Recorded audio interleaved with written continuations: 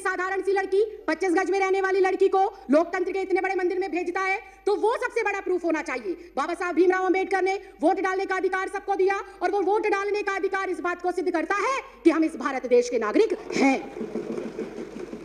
मैं सिर्फ इतना कहना चाहती हूं कि 1989 से पहले कानूनन ऐसी कोई प्रतिबद्धता, ऐसी कोई मजबूरी या अनिवार्य नहीं था कि कोई भी जो बच्चा पैदा होगा, जो भी व्यक्ति जन्म लेगा, उसका जन्म प्रमाण पत्र बनाया जाए। ऐसी कोई पॉलिसी नहीं थी। जब ऐसी पॉलिसी पहले नहीं थी तो मुझे समझ नहीं आता एनपीआर, एनआरसी और सीए के लिए मां बाप का जन्म प्रमाण पत्र हो अनिवार्य, ये किस बिहाफ पर लिखा गया, ये बिल्कुल समझ के परे।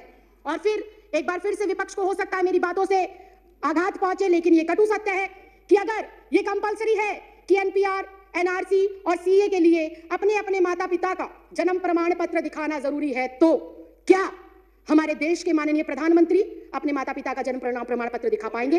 क्या हमारे देश के माननीय गृह मंत्री अपने माँ बाप का जन्म प्रमाण पत्र दिखा पाएंगे? क्या हमारे इस देश के रक्षा मंत्री हमारे जो ये एनसीआर, एनपीआर और सीए है, इसके माध्यम से अपने माँ बाप का जन्म प्रमाण पत्र दिखा पाएंगे? क्या इस देश के माननीय राष्ट्रपति अपने माँ बाप का जन्म प्रमाण पत्र दिखा पाएंगे? क्या आरएसएस प्रमुख मोहन भागवत अपने माँ बाप का प्रमाण पत्र दिखा पाएंगे? क्या श्री एल के आडवाणी जी अपने माँ बाप का प्रमाण पत्र दिखा पाएंगे? या माननीय अध्यक्ष महोदय आप स्वयं अपने माँ बाप का प्रमाण पत्र दिखा पाएंगे? अगर ये संभव नहीं है, मैं माननीय अध्यक्ष महोदय सिर्फ इतना कहना चाहती हूँ कि जब बीजेपी का शीर्ष नेतृत्व, केंद्र में बैठे मंत्रिमंडल, प्रधानमंत्री, गृह मंत्री अपने माँ बाप का बर्थ सर्टिफिकेट नहीं दिखा सकते, तो क्या उन्हें, मैं कंक्लूड करूं सर, क्या उन्हें डिटेंशन सेंटर भेजा जाएगा? अगर वो लोग डिटेंशन सेंटर नहीं जाएंगे तो इस देश का आम गरीब मजलूब परिवार का सदस्य क्यों डिटेंशन सेंटर जाएगा? ये सवाल आज इस लोकतंत्र के मंदिर में मैं आपके माध्यम से केंद्र सरकार से पूछना चाहती हूँ। अध्यक्ष जी, मुझे ऐसा लगता है कि एनपीआर,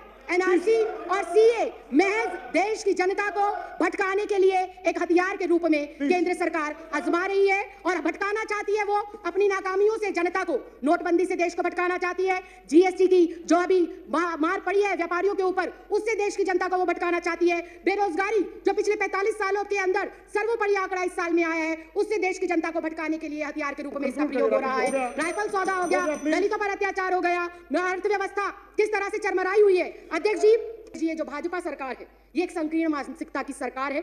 इस सरकार को जब से ये अस्तित्व में आई है, किसान सड़कों पर है, छात्र सड़कों पर है, महिला सड़कों पर है, पुरुष सड़कों पर है, दलित सड़कों पर है, वकील सड़कों पर है, डॉक्टर सड़कों पर है, इंजीनियर सड़कों पर है। ये सरकार नहीं, संविधान विरोधी लोग हैं, और एनपीआर, सीए और एनआरसी को लाकर ये वोट के अधिकार को खत्म करना चाहते हैं और अपना एक अधिकार स्थापित कर लोगों को उनके अधिकारों से वंचित रखना चाहते हैं। माननीय